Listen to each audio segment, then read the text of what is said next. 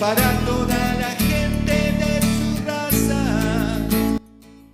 En este mundo de locos, como siempre fueron pocos los que creyeron que él estaba hablando en serio.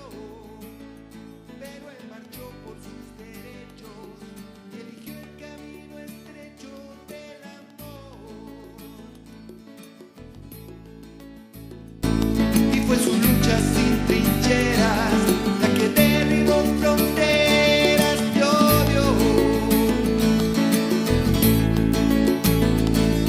Cuando Gandhi alzó su voz reclamando libertad para toda la gente allá en la India.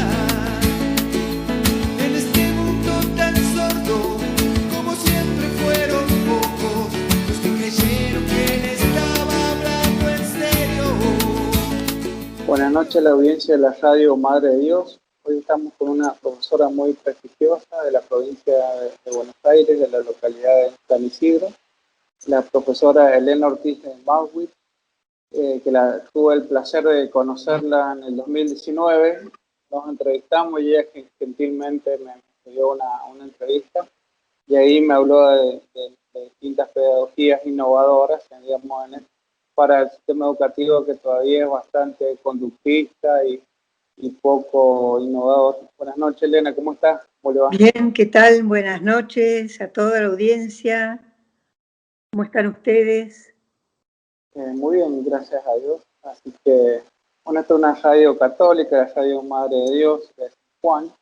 Y bueno, hemos hecho varias entrevistas sobre educación. Y recordaba que usted, bueno, ha escrito varios libros sobre pobreza, también que me interesa ese tema. Pero para empezar, me gustaría que le contara a la audiencia que usted se ha podido capacitar en distintos países, ha hecho posgrado y también ha tenido la suerte de conocerlo a Howard Carter de Inteligencias Múltiples, el autor de Inteligencias Múltiples. Me gustaría que nos cuentes de esas experiencias. Bueno, yo me recibí de profesora y cuando me recibí de profesora lo primero que hice fue empezar a capacitarme con Víctor García Oz en España. O sea, todo lo que tuviera que ver con la educación de la persona, ¿no? Y entonces después, cuando empecé a trabajar más con todo lo que tuviera que ver con la educación para la comprensión, me fui a la Universidad de Harvard. En la Universidad de Harvard lo conocí a Howard Gardner. Howard Gardner es el que escribió el libro de las múltiples inteligencias. Entonces yo me dediqué a investigar sobre la neurociencia y estudié ahí un posgrado en Harvard sobre las múltiples inteligencias, estudié otro sobre liderazgo y me dediqué a armar y a escribir yo un libro de múltiples inteligencias en la educación de la persona.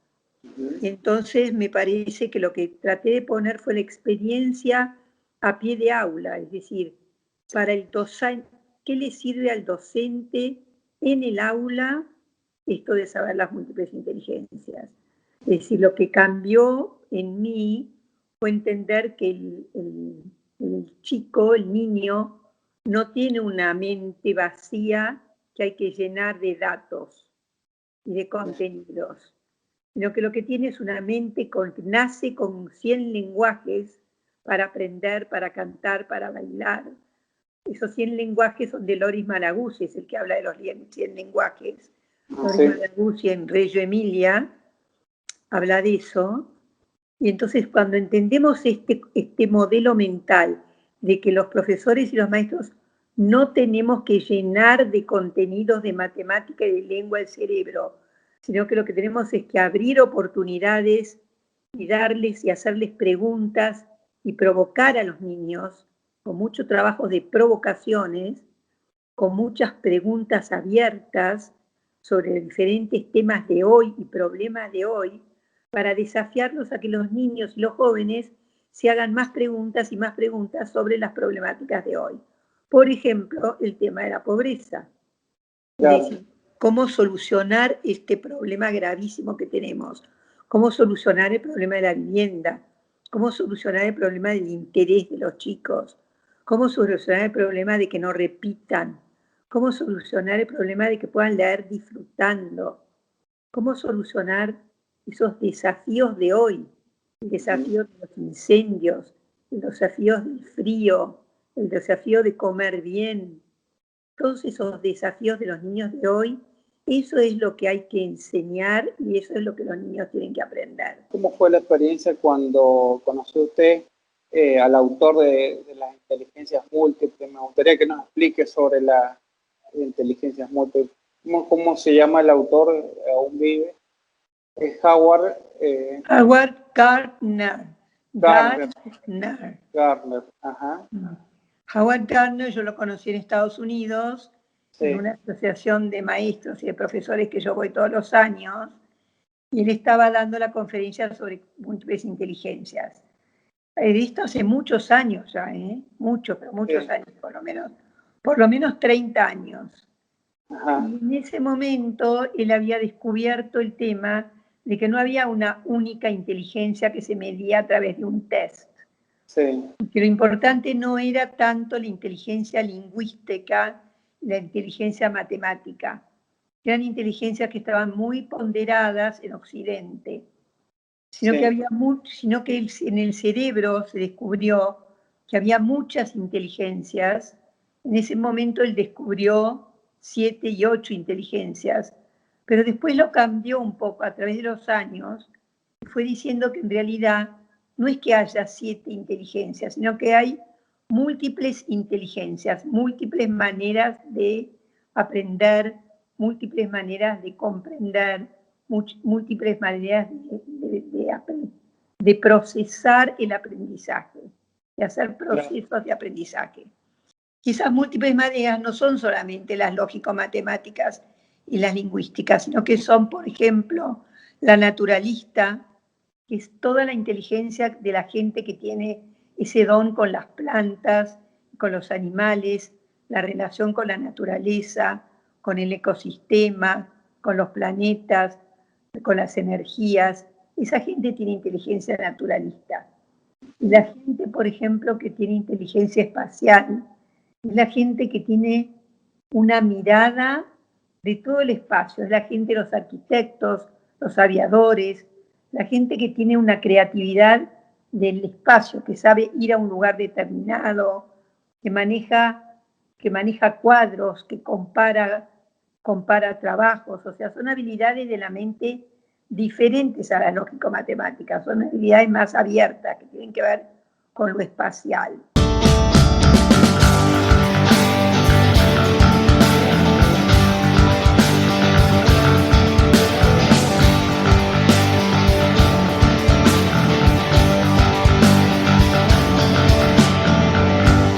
Tengo un amor que se esconde en el soplar del viento y las luces del bulevar. El corazón se acelera si mi alma se entrega a tu sangre, a tu ser. Eres mi todo, complemento, somos tú y yo. Eres el puerto donde quiero embarcar, donde quiero embarcar.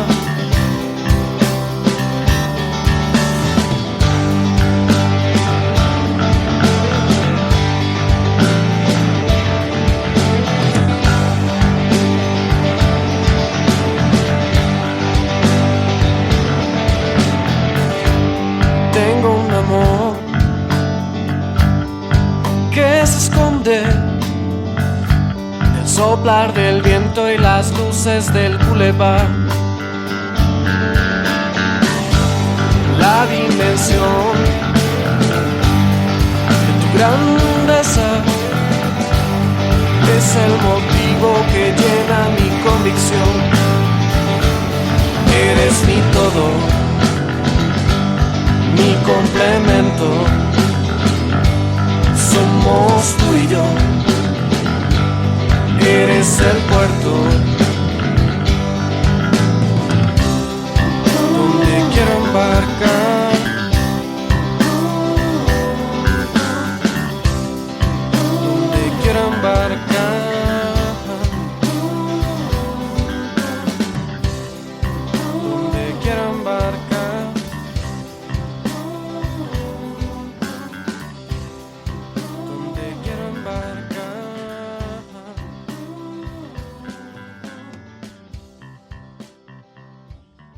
Después, por ejemplo, las más importantes, lejos las más importantes, son las personales. La inteligencia que tiene que ver con el conocimiento de sí mismo, que es la intrapersonal, el mirarse por dentro, quién soy, cómo soy, qué sentido tiene mi vida, para qué estoy en este mundo, qué quiere Dios de mí, qué es la creación, qué sentido tiene, hacia dónde quiero ir, cómo elijo las cosas, cómo sé qué es el bien, qué es el mal. Todas esas preguntas que me hago sobre mí mismo, cuando sé orar, cuando sé meditar, cuando estoy conmigo mismo, eso se llama inteligencia intrapersonal, que en general la tiene la gente que está dotada de esta inteligencia, como puede ser el Papa, o como puede ser la gente que reflexiona, o como pueden ser los grandes monjes del mundo, o toda la gente que escribe también sobre sí mismo. Toda esta gente tiene muy desarrollada esa inteligencia. Y después la otra inteligencia emocional o personal, muy importante, para los maestros, es clave, es la interpersonal. O sea, la relación que tengo con el otro. Tener empatía, entrar en el cerebro del otro, entrar en la mente del niño, entrar en la mente del joven y preguntarse qué le pasa, cómo piensa, cómo siente, qué le importa, qué le interesa. Esta es la gran inteligencia que tiene que sí o sí tener el maestro y el profesor, que es ponerse en los pies del otro, ponerse en el lugar del otro. Muy interesante eso. Así que yo recuerdo unos alumnos, por ejemplo, Fabricio, seguro le voy a compartir este programa, un alumno mío del 2019, que él es enamorado de la naturaleza, de los pájaros. Donde trabajo yo hay pájaros carroñeros que después investigando no son tan malos los carroñeros porque evitan virus en los seres humanos. Y bueno, le gustaban los pájaros, los insectos. Y después, bueno, otro alumno que tocaba muy bien la batería, porque hay una murga cerca de mi trabajo, que es la inteligencia musical. Musical, claro, la musical. Es muy importante la musical, sobre todo porque la musical desarrolla todo lo que tenga que ver, o sea, es ideal para integrarla con otras inteligencias, porque todo está integrado en el cerebro, todo se conecta, es como si fuera una gran autopista llena de luces, o como si fuera un gran maizal, en donde se van haciendo los surcos y los caminos, la como sinapsis si fuera que le dicen. una selva, o como si fuera una orquesta donde se tocan diferentes instrumentos. Entonces, cuando uno hace matemáticas y pone música, eso se afianza. La música y el movimiento, que es la inteligencia kinestética, también todo lo que sea baile, todo afianza, mejora. Salir del banco estático y del banco que mira al frente y hacer que los niños lean mientras tocan música, mientras bailan, mientras se mueven, mientras trabajan con el otro. Ahí está la inteligencia intrapersonal, reflexionar sobre el cuento, reflexionar con una música, reflexionar con un juego, con los juegos entre dos para afianzar la parte espacial. Así es como trabajan las inteligencias, se van interconectando unas con otras, se van afianzando. Por eso no hay que separar las asignaturas, no hay que dar matemáticas por un lado, lengua por otro, sociales por otro y naturales por otro. Eso no está bien porque el cerebro no se divide así. El cerebro está integrado, se interrelaciona. Entonces se toma un tópico, un desafío, como por ejemplo el de este niño que vos decías de los pájaros, puede ser. Sí. Algo que le interesa al niño, y sobre ese tópico se leen cuentos, sobre ese tópico se hacen ejercicios, se pone música al cuento, se pone música a las narraciones, se canta, se crean poesías, se hacen ejercicios, se hacen juegos. Sobre un tópico se van armando alrededor de ese tópico de interés del niño todas las preguntas y las investigaciones, interrelacionando todas las inteligencias. Esa sería la provocación que la pedagogía regiomindia. Exactamente. Malaguchi era el autor de la pedagogía. Exacto. La provocación es Por ejemplo, en el caso que vos diste del chico este que le gustaban los pájaros, la provocación es buscar fotografías de esos pájaros, buscar sonidos de los pájaros, compararlo con otros pájaros, los tamaños, los movimientos de los pájaros, para que los chicos vayan comparando, analizando, observando detalles. Claro.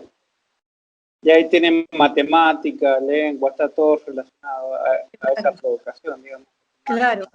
Y entonces hacen proyectos de investigación que tienen que ver con los intereses de ellos. Entonces, de esa manera, logran hacer cosas mucho más creativas y más que tienen que ver con la realidad de vida de ellos y le pueden sumar valor. Entonces, bueno, ahí empiezan a ver cómo viven estos pájaros, qué es lo bueno que tiene para el hombre, tiene algo de bueno, tiene algo de malo para el ecosistema, cómo funcionan en relación. Entonces Claro. los niños van creando de a uno, de a dos, a veces de a grupos de 3 o 4, van haciendo investigaciones. Y algunos van para un lado, otros van para otro. Y después presentan un proyecto que van haciendo una evaluación permanente de cómo ellos van, autoevaluación, vamos observando, vamos comparando, vamos analizando diferentes cuadros, vamos sumando, vamos haciendo problemas, vamos haciendo entrevistas. Esto es otra cosa muy importante. Sí. Hacer entrevistas a gente que sabe del tema, a expertos. Exacto. Entonces los chicos aprenden a hacer preguntas profundas, a entrevistar gente, a ayudar a las personas. Eso Fantástico. Tenemos redacción, tipo de texto. Claro, entrevista. claro. Fantástico. Yo le comento, después de la entrevista que tuve usted en el 2019, volví a dar clases y le pregunté a mis alumnos, y a una alumna Lourdes, que se llama, me dijo de que le gustaban los insectos palos. Y finalmente en mi escuela había insectos palos y estuvimos más o menos como 3 o 4 meses investigando sobre esos insectos.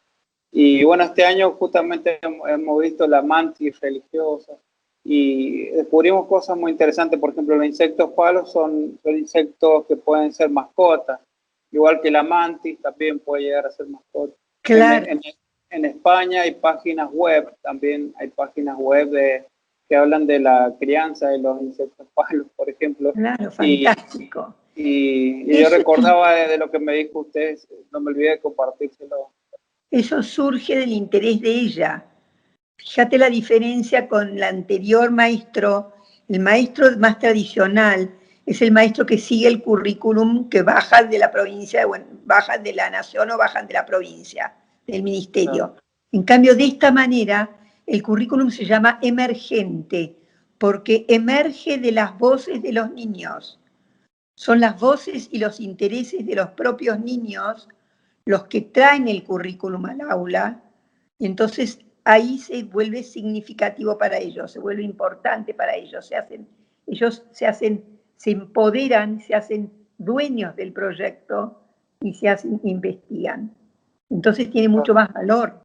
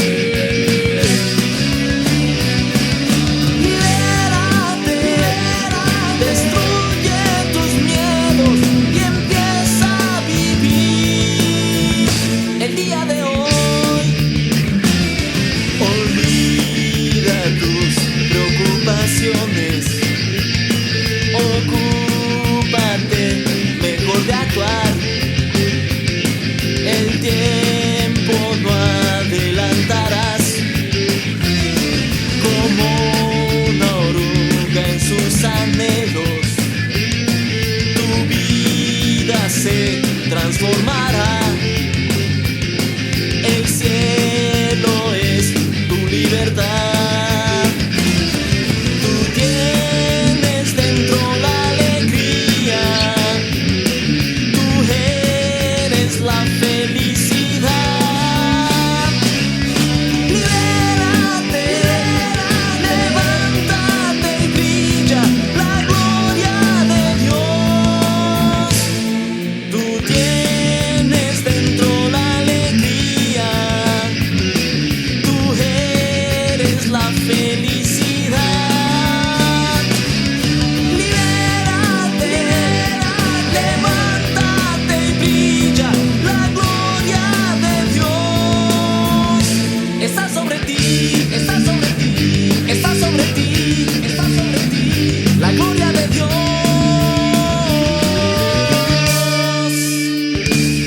Y con respecto a la planificación que sabe ser muy rígida, burocrática, metódica, ¿se puede cambiar el tipo de planificación con esta pedagogía, Regio Emilio?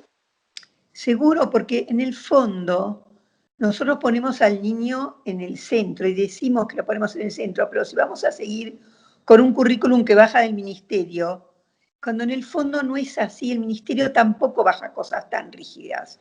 El ministerio da amplitud.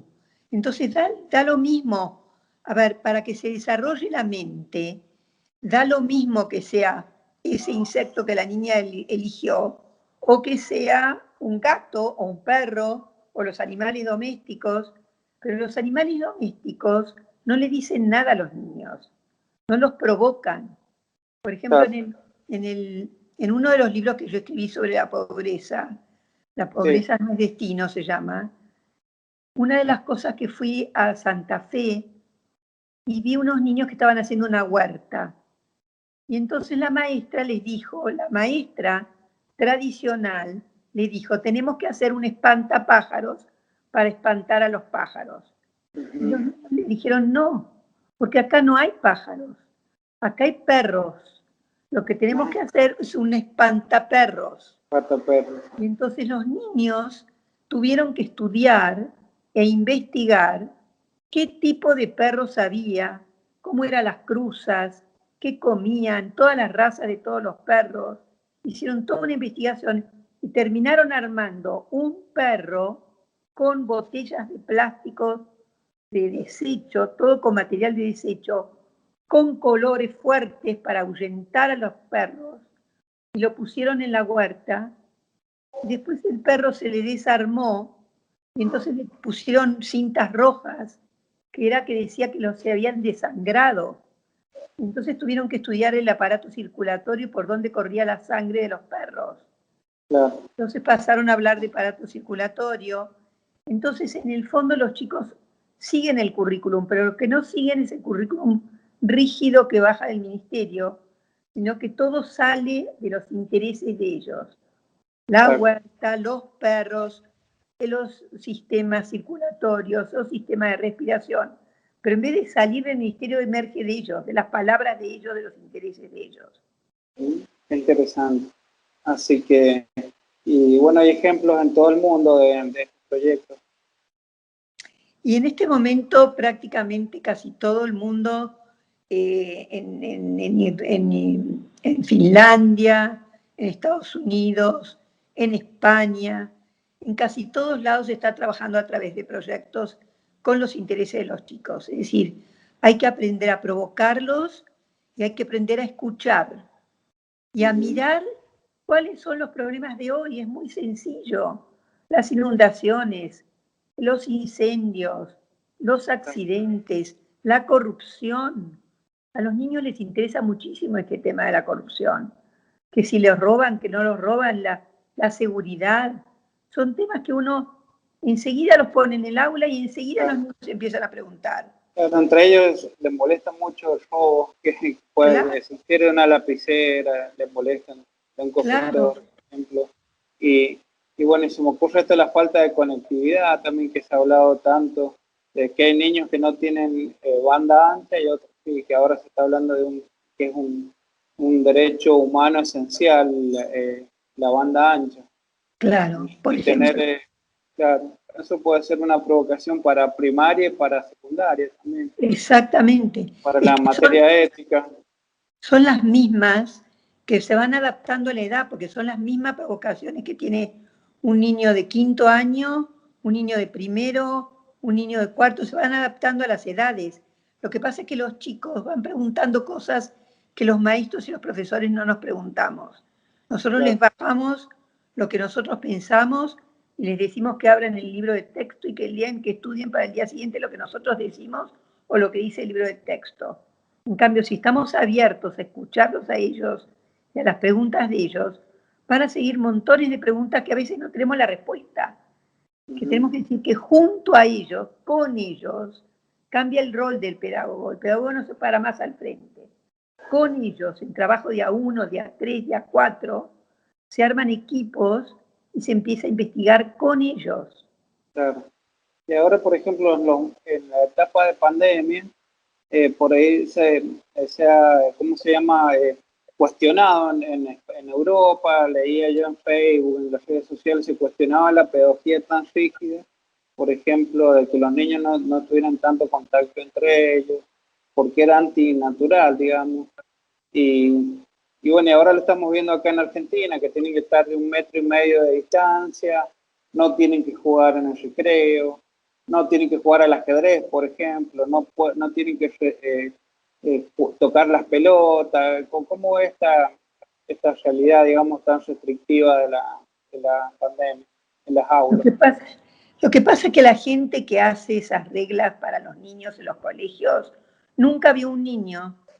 Claro.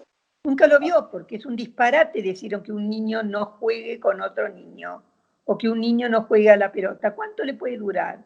Son imaginaciones de la gente que está atrás de un escritorio. Esa gente nunca vio un niño. El niño tiene que jugar para aprender y el niño quiere jugar. Entonces no va a aceptar nunca esas reglas rígidas. El niño tiene libertad y autonomía y las personas grandes también. Entonces, por eso es que las reglas rígidas no tienen futuro, no duran. Seguro. Y siguiendo, por ejemplo, usar el barbijo, el alcohol en gel, creo que esto bastaría, y dejar por ahí la rigidez de lado. Esto de que no jueguen entre ellos, no toquen, tienen que experimentar los alumnos tocar. Exactamente. Así que con respecto al tema de la pandemia, ¿qué se le puede recomendar? Hay una autora española que seguramente la debe conocer, Heineck Freire, que ella habla de la pedagogía verde. También es bueno el contacto con la naturaleza. Por supuesto. Fíjense que yo, por ejemplo, el tema del coronavirus, el tema de los virus, es un tema que hay que dárselo a los niños para que ellos investiguen. Porque da para todo, da para investigar sobre ciencias, da para investigar sobre las relaciones, da para investigar sobre el poder, por ejemplo, sobre los derechos, sobre el poder. O sea, es normal que una persona poderosa, ¿por qué es poderoso alguien? ¿Quién le dio el poder? ¿Se lo dan las personas? ¿Se lo dan las personas grandes? El tema de la democracia, que ahora está tan en boga. ¿Qué es esto? ¿Existe la democracia? ¿No existe? ¿Cuáles son los problemas que tiene? ¿Cuáles son los problemas que no tiene? La inmigración es otro de los grandes temas del momento. Es decir, todos estos conceptos son conceptos que se usan desde chiquititos, en jardín de infantes, por ejemplo, o en los primeros grados. ¿Qué es pensar? ¿Qué es pensar por vos mismo? ¿Qué significa poder pensar? ¿Dónde está el pensamiento? ¿Dónde está el sentimiento? ¿Qué son los sentimientos? ¿Qué son las emociones? ¿Por qué tengo dolor? ¿Por qué tengo miedo? El concepto del miedo da para mucho trabajo, mucho. ¿Dónde está el miedo? ¿Está en el cerebro? ¿Está en el corazón? ¿Está en el cuerpo? ¿Está en las personas? ¿Qué hacemos con el miedo? ¿Dónde lo ponemos?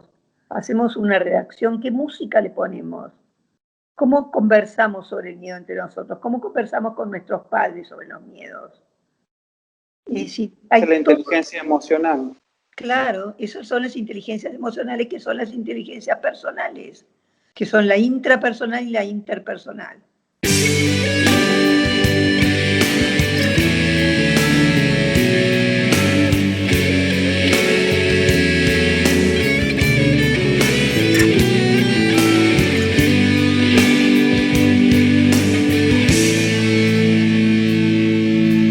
Ya de mañana escuchas mi voz, mi alma te alaba y espera en ti. Mi alegría es estar junto a ti.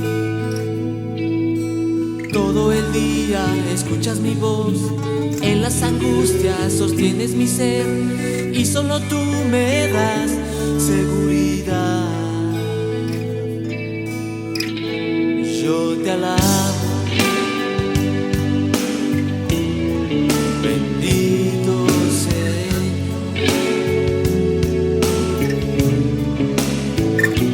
eres mi fuerza, eres mi salvación.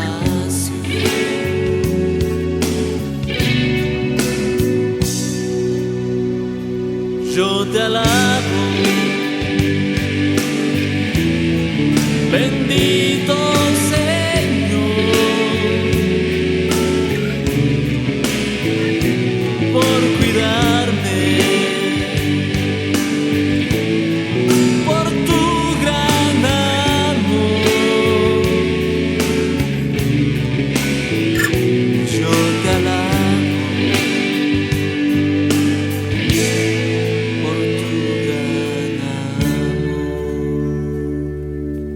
llega la noche y encuentro tu luz, velas mi sueño como un buen guardián, y cuando despierto estás junto a mí. Yo te alabo, bendito Señor, eres mi fuerza, mi salvación.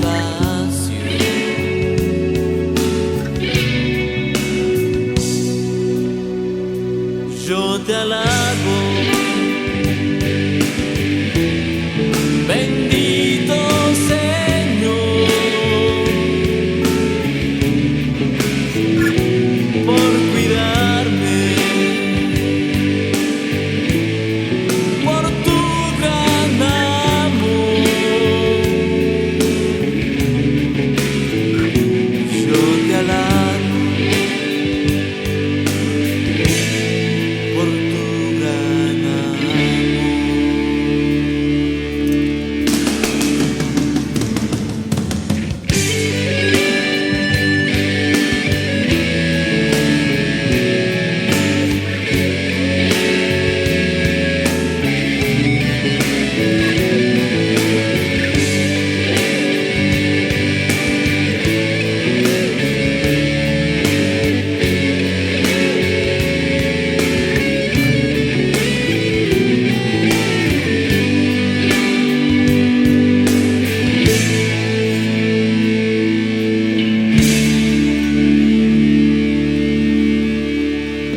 Con todo tenemos, pero tenemos muchísimo para trabajar.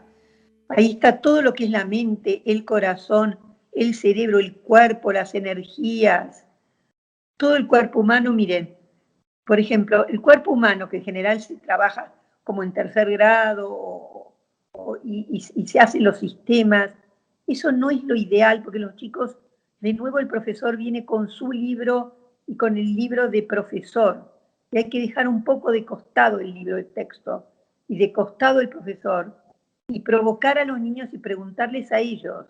Vamos a hablar cuál es la preocupación que tienen con el coronavirus. El contagio, el miedo, los abuelos, ¿qué preocupación tienen? ¿Qué les gustaría desafiar? ¿Qué es lo que les gustaría investigar? ¿Les gustaría, si ustedes fueran el gobernador, qué harían? Si ustedes fueran el presidente, ¿qué harían? Si ustedes si ustedes fueran médicos, ¿qué harían? Los enfermeros, ¿qué harían? Es decir, todas estas cosas van alrededor del coronavirus. Entonces ahí hay mucho para trabajar. Muy interesante. Y el coronavirus que ha golpeado tanto a los pobres. Yo llegué a usted leyendo el libro La pobreza no es destino, y me llamaba la atención porque usted citaba al doctor Abel Albino, que es un especialista en pobreza, varios autores interesantes, tuvo que investigar para aprender más sobre pobreza. Exacto.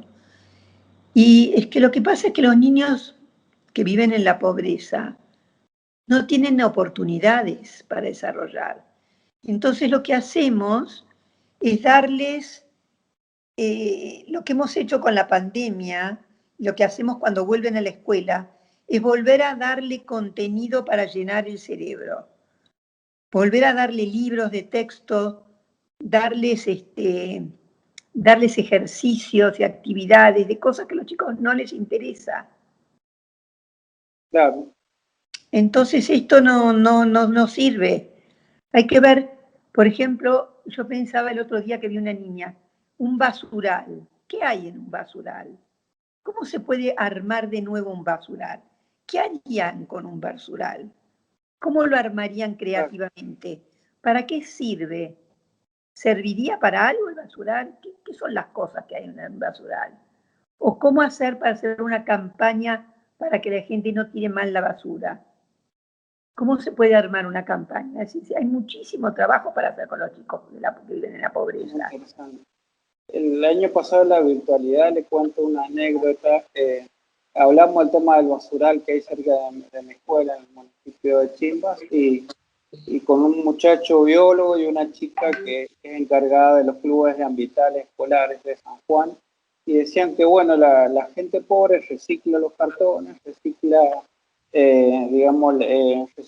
también los vidrios, pero no recicla la materia orgánica y tampoco recicla los plásticos.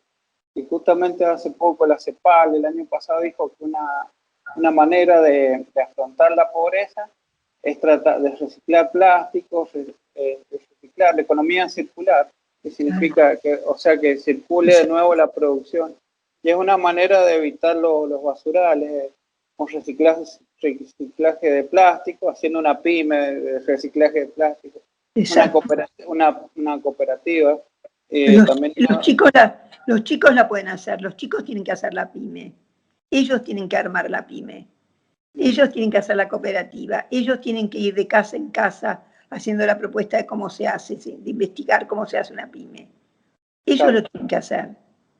Sí, hay muchísimo para hacer.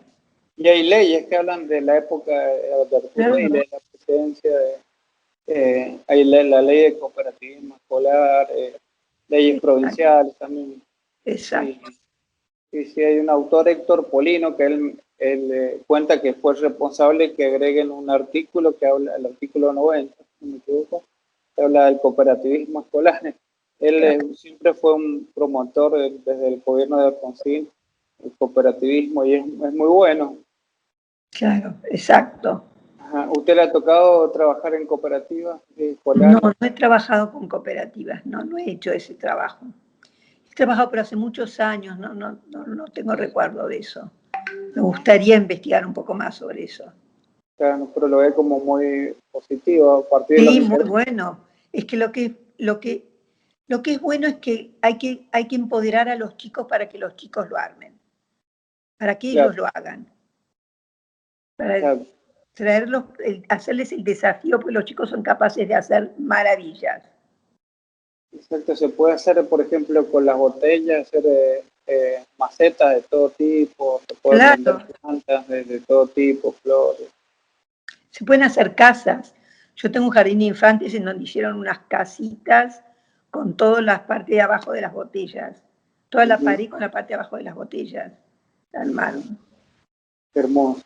Así que, y volviendo al tema de la pobreza, yo leí que en el libro, usted citaba al doctor Abel Albino, que las personas pobres estaban condicionadas a la realidad, la epigenética, los factores medios ambientales.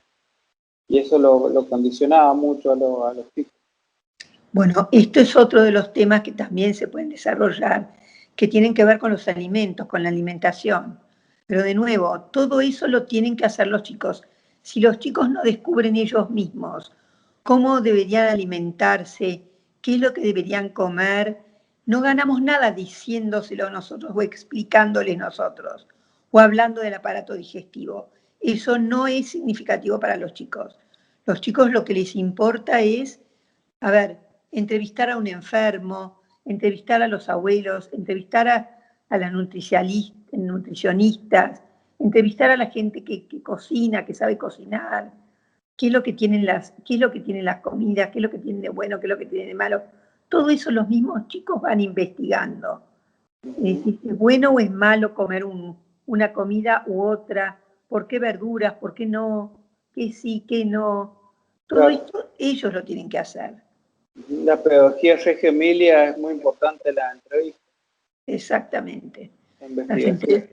Muchos invitados, muchos expertos, mucha pregunta. Y después trabajar sobre la pregunta de los expertos, y después volver de nuevo al experto de nuevo. Después volver de nuevo. Después volver a una provocación. Entonces de esa manera se va como profundizando en el tema.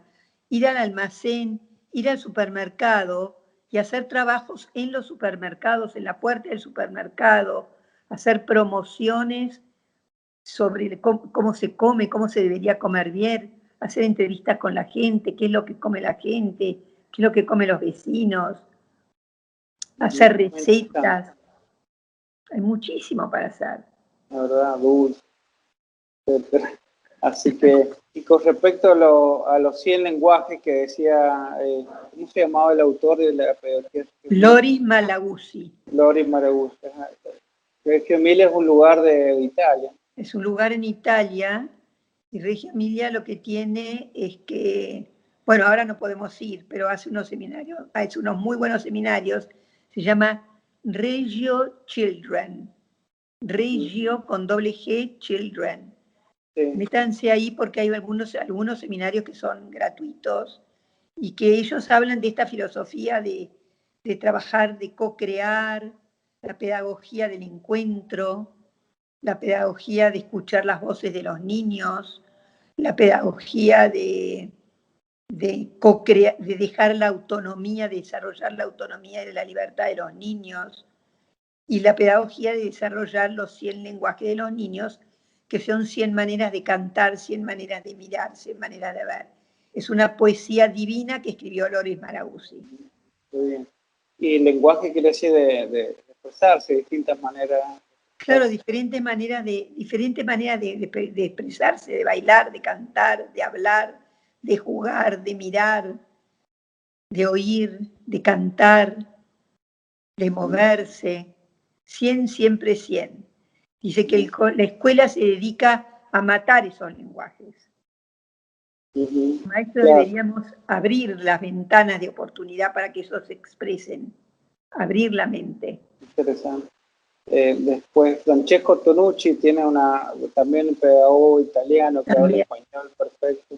Se entrevistó el año pasado con el ministro de Educación, Nicolás Trota, y también dijo que en este tiempo se puede experimentar en la casa, también los chicos pueden con lo que tienen en la casa. Y él habla también de que por él, justamente como la pedagogía Reggio Emilia, nos olvidamos de los intereses de los chicos. Francesco Tonucci, que es caricaturista, también le gusta también a ese autor. Sí, me encanta. Me encanta. Son todos los nuevos pedagogos de este siglo que hablan de esta cosa de centrar en la mente del niño. El centro es la mente del niño. Entonces, pensar todo el tiempo en cómo se desarrolla esa mente.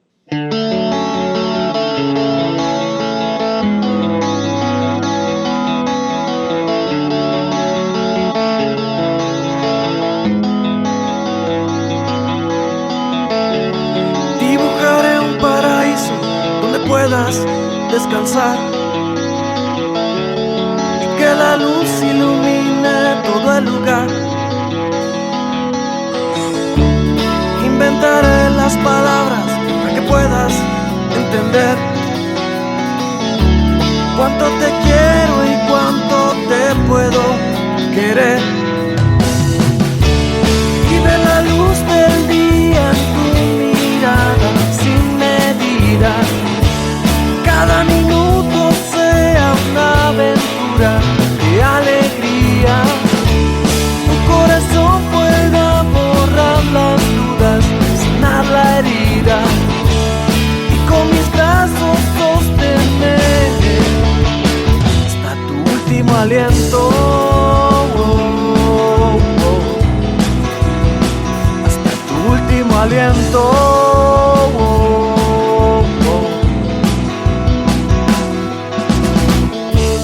Te llevaré a un mundo nuevo donde puedas vivir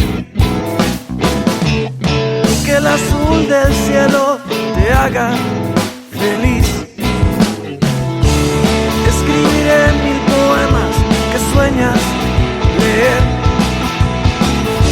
Seré quien te lleve flores al amanecer y ver la luz del día en tu mirada sin medida. Cada minuto sea una aventura de alegría. Tu corazón pueda borrar las dudas, sanar la herida y con mis brazos sostener hasta tu último aliento. Hasta tu último aliento.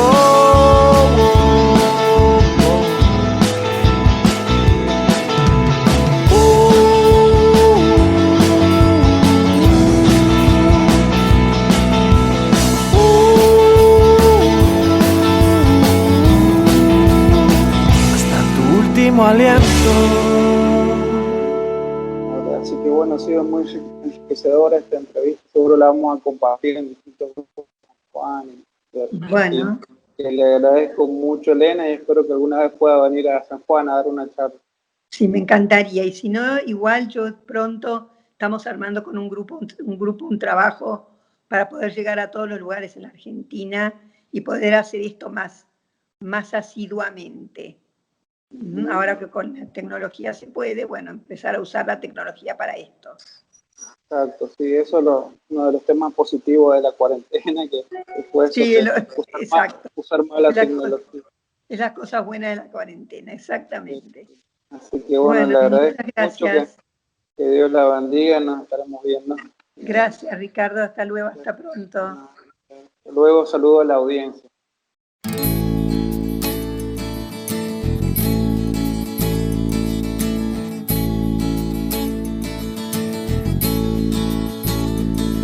Cuando Martin Luther King proclamaba igualdad para toda la gente de su raza,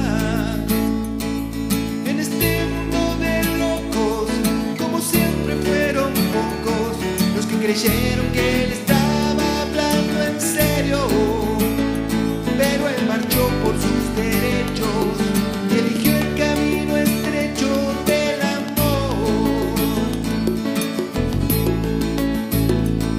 Y fue su lucha sin trinchera